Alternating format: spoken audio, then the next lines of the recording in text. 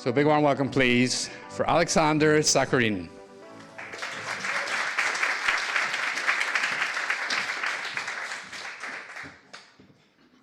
I could be a little bit nervous because it's like my second time speaking in English, especially to the public. So here we go. Almost 2 years ago, a journey that began as a simple family visit turned into important lesson on dignity, freedom, and justice. But little did I know, my brief visit to Ukraine would be testing these beliefs to the core. 2 weeks into my visit, I woke up hearing my mom saying, "It started." Initially, I wondered if she was talking about the new season of the Great British Bake Off, but it was about the war. I was thinking about leaving the country, as I haven't had a chance to live adult life in Ukraine. I left Ukraine when I was 17. My job, my friends, my entire life was back in Poland, where I lived for more than 8 years. Yeah. But the rapidly evolving situation made departure impossible. Shortly thereafter, the government implemented a ban for a man to leave the country. Fundamentally, I knew I wasn't cut out for war. I believed I could make a bigger impact, contributing in ways that align with my skills and experience. When the war started, the weight of disbelief and fear washed over me. I felt deep sense of helplessness, being so far from my life in Poland and unable to leave. I had a fear to step out of my home. It was like a coin flip. If you are unlucky, you could end up next day on the training camp, or even worse, straight on the front line. This experience made me reflect deeply on freedom and choice. I realized how quickly circumstances can change and how precious the freedom to make our own choices is, something that most of us take for granted.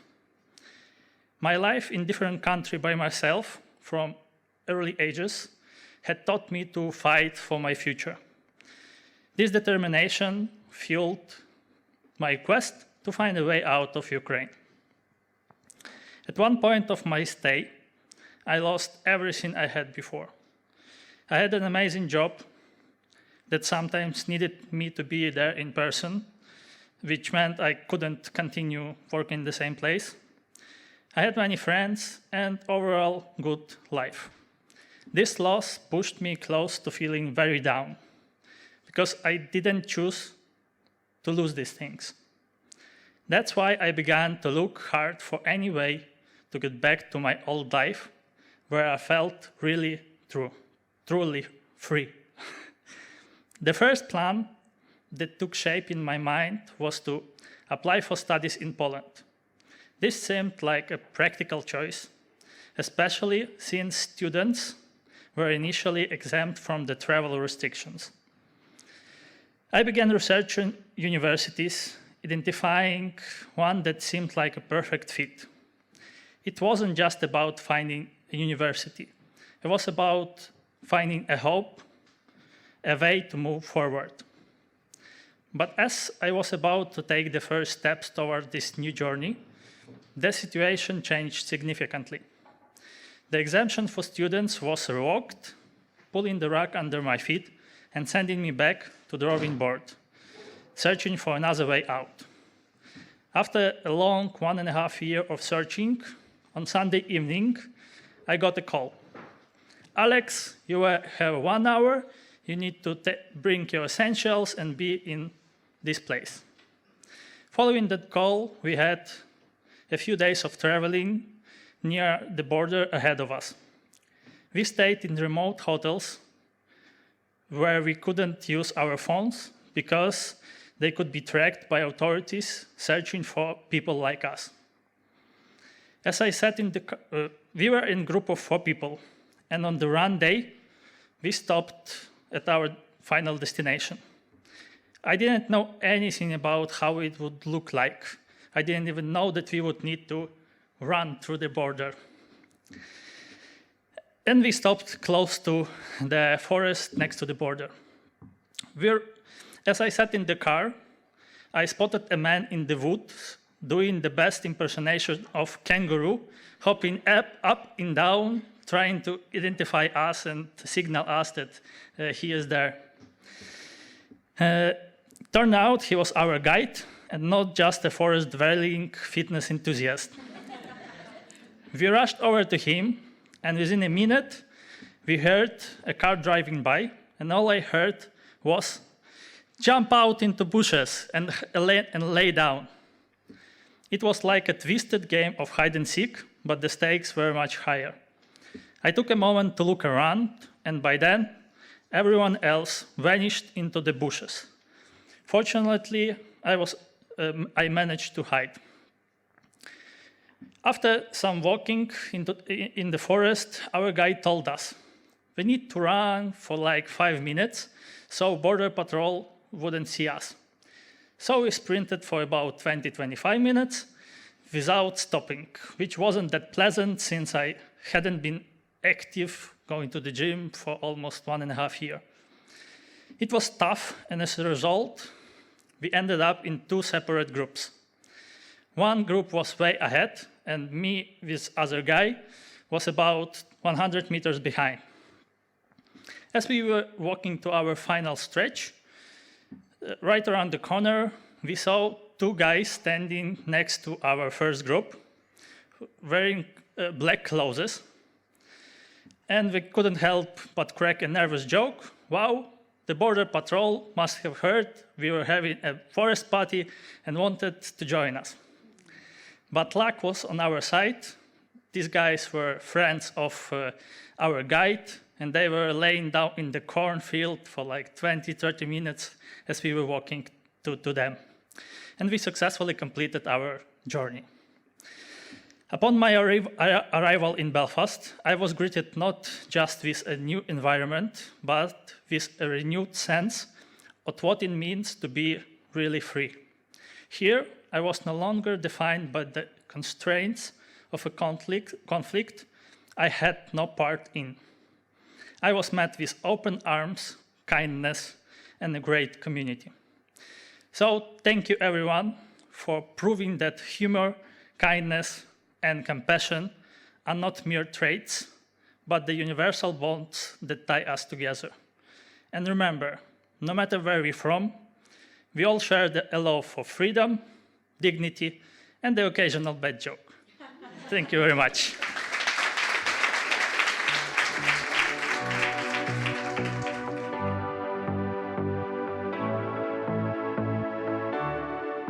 Big warm welcome, please, for Viktoriia Shakhorina.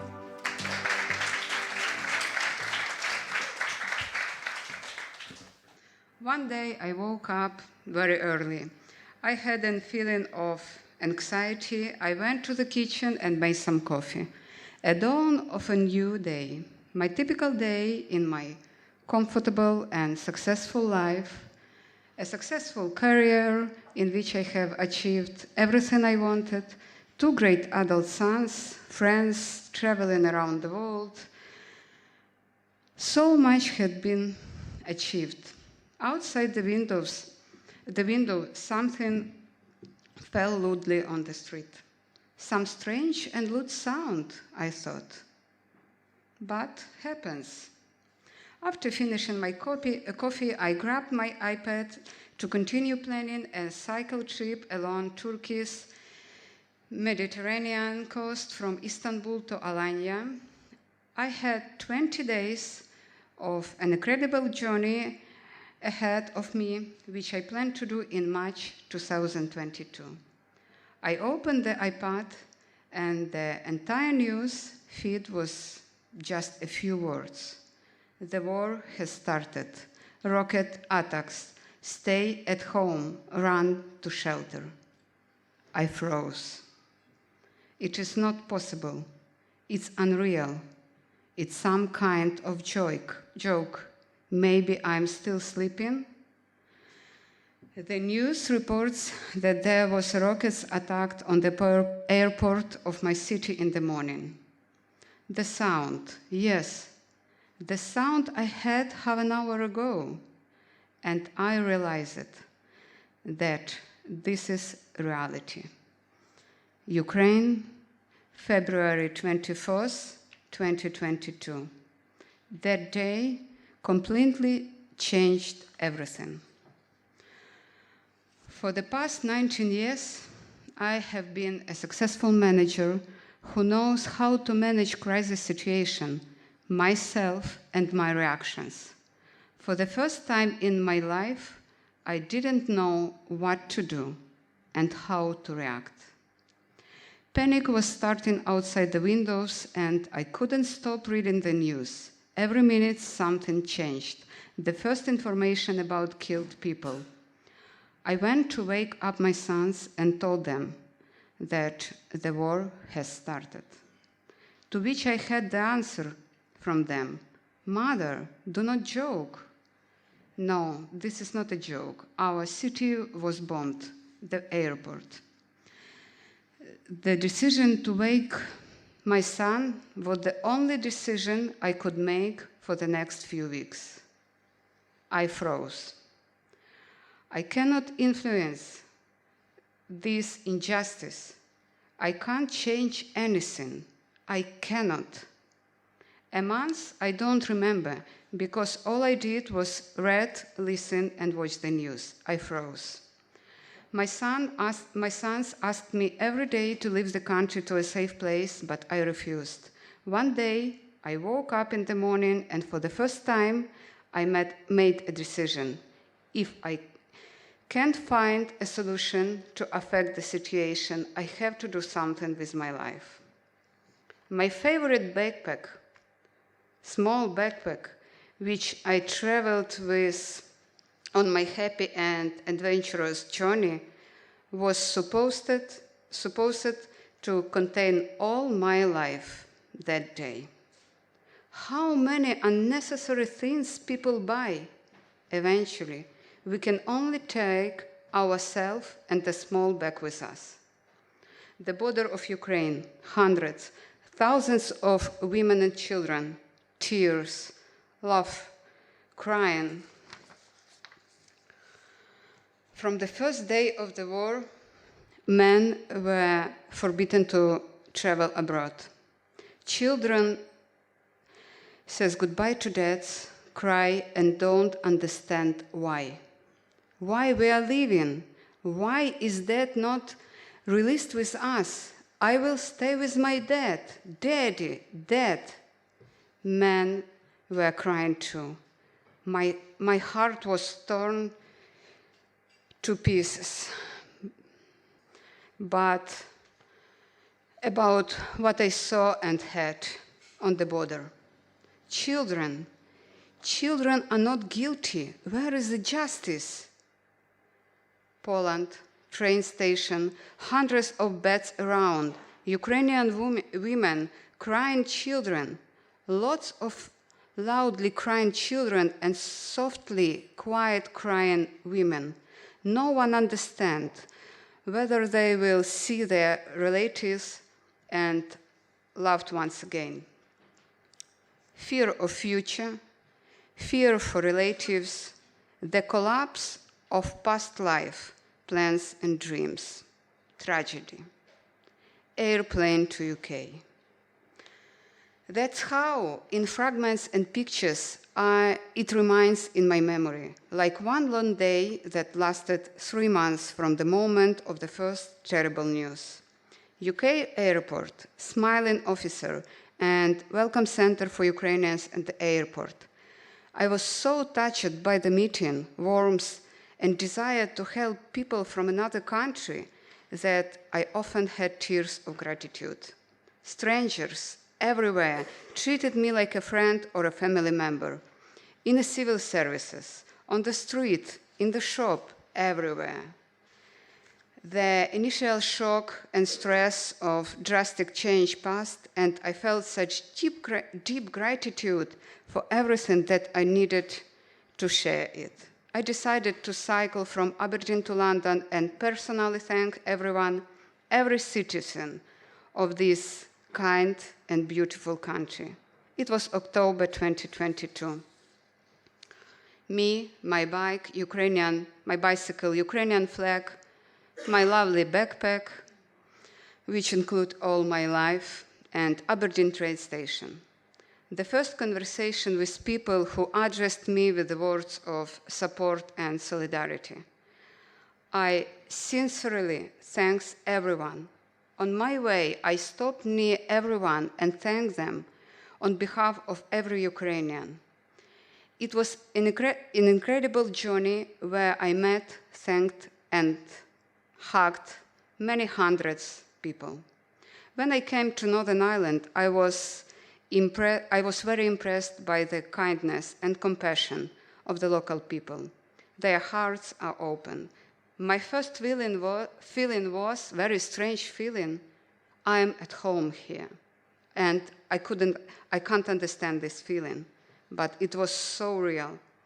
I don't know what will happen tomorrow, but I know one thing for sure.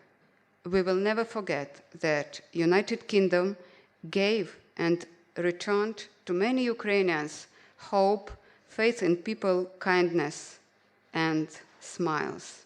It's so difficult to smile, and especially for the most valuable thing that this country gave us every day, for the sense of dignity. I am needed. I am important. They respect me. They understand me and support me. They believe in me, into a person whose whole life fit into one backpack. With warmth and gratitude, we will tell our children and grandchildren these stories about dignity and our life here. It is with us forever. I know for sure that now I have a new and a very big family, and these are the people of Northern Ireland. Thank you all on behalf of every Ukrainian. And now I can't separate me and tell they respect me, they support me. Now I can say only we are. And thank you very much for this feeling. Thank you.